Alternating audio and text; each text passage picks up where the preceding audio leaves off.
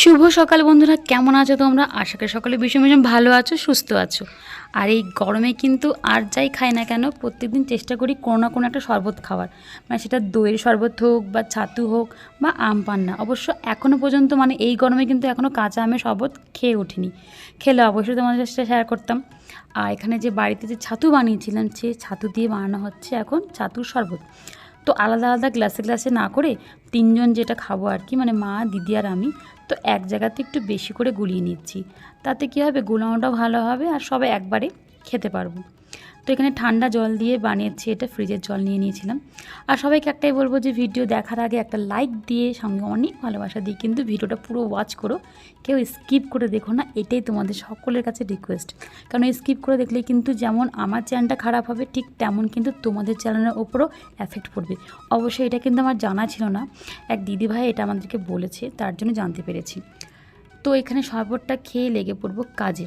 আজকে না অ্যাকচুয়ালি শরীরটা খুব একটা ভালো নেই, কারণ দাঁতের প্রচণ্ড ব্যথা করছিল হঠাৎ করে না, কিছুদিন ধরে দাঁতটা একটুখানি সমস্যা দিচ্ছে আমার।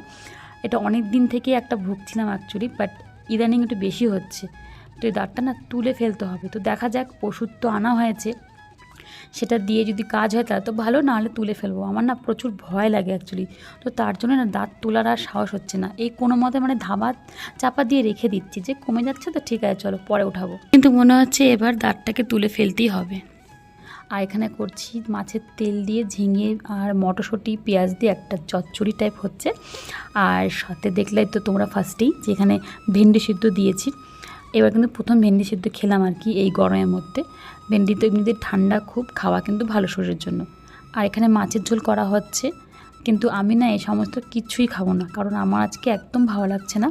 তো চলো তোমাদেরকে সবার আগে দেখিয়ে দিই যে ওভারঅল কী কী রান্না হয়েছে।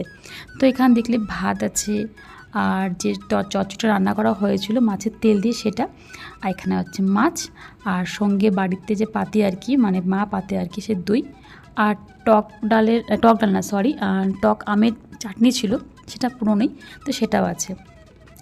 আর একটু ডাল ছিল, সেটাও রয়েছে, সেটা কিন্তু আজকে না, সেটা কিন্তু কালকের ডালটাই, মানে ডাল আর বড়া যে খেয়েছিলাম সেই ডালটা বেঁচে গেছে।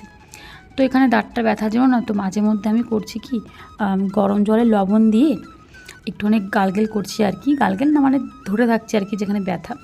তো তার জন্য আর কি একটু আমাকে টাইম দিতে হচ্ছে ওটার পিছনেও। আর এখানে যে সিদ্ধ হওয়াটা দেখছো, এটা কিন্তু আমার আর ভাগ্নের দুজনের, মানে আজকে আমি এটাই খাবো আর কি, আমার ভালো লাগছে না অন্য কিছু খেতে, কারণ দাঁতে ব্যথা, তাই আর কি বেশি চাপ দিয়ে সেভাবে কিছু খাচ্ছিও না। আর এখানে দিদি ভাগ্নের জন্য জুস বানাচ্ছে। ওর ডায়েট চার্টে না মোটামুটি প্রত্যেক দিনই যে কোনো একটা ফলের রস থাকেই, বিশেষ করে থাকে এই মৌসম্বিটায় আর কি, যেহেতু ভিটামিন সি থাকে এর মধ্যে, তো তার জন্য ওকে খাওয়ানো হয় এটা। আর এখানে দুটো মাছ ভাজা হচ্ছে, এটা কিন্তু ভাগ্নির মাছ, মানে যে ভাত সিদ্ধ দিয়ে দেখলাম ওটা দিয়ে মাছ ভাজাটা খাবে। তো রান্নাঘরের সমস্ত কাজ সেরে আমি উঠে যাচ্ছি এখন ওপরের রুমে, মানে জানোই তো আমাদের ডুপ্লেক্স ঘর এটা আর কি, যেখানে থাকি ভাড়া। তো ওপর নিচ তো সবসময় দেখতে থাকো, করতে থাকি আমি। তো এখানে যে সিদ্ধ ভাতটা করেছিলাম সেটা নিয়ে চলে যাচ্ছে ওপরে, আর মা এখন দিচ্ছে পুজো। আজকে অবশ্য আমি সেভাবে বেশি খুব একটা কাজ করিনি, কারণ যেহেতু জানোই শরীরটা ভালো লাগছে আমার দাঁত ব্যথার জন্য, তাই জাস্ট একটুখানি হেল্প করেছি, দিদি করেছে বাকিটা। আর এখানে মা দিচ্ছে পুজো, যেহেতু আজকে বৃহস্পতিবার, আর বৃহস্পতিবার তো জানোই যে পুজোটা কিন্তু অন্য দিনের তুলনায় অনেকটা টাইম লাগে। আর এখানে আমার স্নান হয়ে গেছে, তুমি দেখো দেখালাম মা পুজো দিচ্ছে যে। আর যেহেতু পুজো করলে না ভাগ্নিও চলে আসে আর কি, তো তার জন্য দিদি ওকে স্নান করিয়ে দিচ্ছে, কারণ স্নান না করলে পরে ও আবার ছোঁয়াছুঁয়ি করবে। আর আমরা না এটা ভীষণ মানি আর কি, মানে ও বাচ্চা বলে যে না যে ছুবে ঠাকুর, তা না, আমরা ও স্নান করে তারপরে আমরা ওকে ঠাকুর ছুঁতে দিই।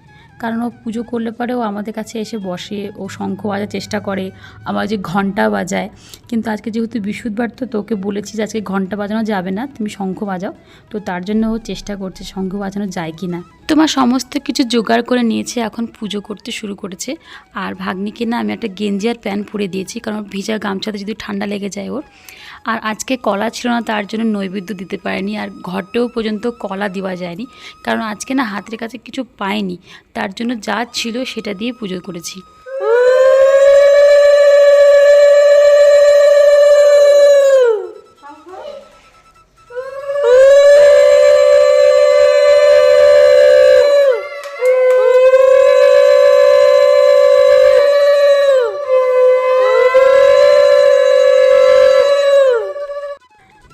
তো মায়ের পুজো হয়ে গেছে, এখন দিদি পাঁচালি পড়বে। আর একটা জিনিস তোমরা দেখেছো তো, ভাগ্নে কিন্তু চুপচাপ দাঁড়িয়ে পুজোটা পুরো দেখছিল। আর ও কিন্তু এই সমস্ত জিনিস না খুব ভালোবাসে, মানে পুজো দেখতে পুজো করতে ভীষণ পছন্দ করে। তো এখানে দিদি পড়ছে পাঁচালি, কারণ আমি আজকে পড়িনি, কারণ আজকে আমার অন্য দিনের তুলনায় আজকে এনার্জিটা একদমই কম। হয়তো আমার কথাতেও বুঝতে পারছো তোমরা। আর গলার ভয়েসটা কিন্তু আমার আগের থেকে একটু ভালো হয়েছে, কিন্তু তবু এখনও না কথা বলতে গেলে অনেকটা জোর দিয়ে কথা বলতে হচ্ছে। আর গলার স্বরটা না এখন একটু ফাটাটা এখনও আছে, হয়তো তোমরা বুঝতে পারছো কি না বলতে পারছি না। আর এখানে ভাগ্নি ঠাকুরের কাছ থেকে আশীর্বাদ নিয়ে আমাকে দিল, ওর মাকে দিল। ও পুজো করলেই না এরকম করে আশীর্বাদ নিয়ে আমাদেরকে দেখে তো অ্যাকচুয়ালি, তার জন্য ও ওটা শিখে গেছে। তো পুজো হয়ে গেছে, মা এখন ঠাকুরের প্রসাদটা তুলে নিল। আর এখানে মায়ের যে শাড়িটা ছিল আর কি, তো সেটা আমি এখন এখানে ঘরের মধ্যে মেলে দিচ্ছি, কারণ এক তো জানলাটা দিয়ে না প্রচণ্ড রোদ ঢোকে। তো তার জন্য এভাবে মানে দিয়ে রাখলে কি হয়, ঘরটা একটু ঠান্ডা থাকে। মানে এটা বলতে পারো আমাদের সাধারণ পরিবারের, মানে সাধারণ মধ্যবিত্ত ফ্যামিলির এসির কাজটা করে আর কি। তো ঘরটা না অনেকটাই ঠান্ডা থাকে, বাইরের যেহেতু তাপটা ঢোকে না ভেতরে, তো তার জন্য এইভাবে রাখি এসব। আর এখানে যে প্রসাদগুলো মা তুললো, তো সেটা আমি নিয়েছি। আমি অবশ্যই এত খাবো না, কারণ এখানে সবারটাই আছে। তো জাস্ট এই দেখো, এই একটা আপেল নিয়ে আমি এখন ঠাকুরের নাম নিয়ে প্রসাদটা খাচ্ছি। আর ভিডিওটা বেশি বড় করছি না, কারণ আজকে না একদম এনার্জি পাচ্ছি না আমি বেশি কিছু কথা বলার। তো যাই হোক, ভিডিওটা এটুকুই রাখছি। সবাই ভিডিওটা ফুল ওয়াচ করো, এটাই রিকোয়েস্ট। আবার নতুন কোনো ব্লগ নিয়ে হাজির হয়ে যাবো, ততক্ষণ জন্য ভালো থেকো।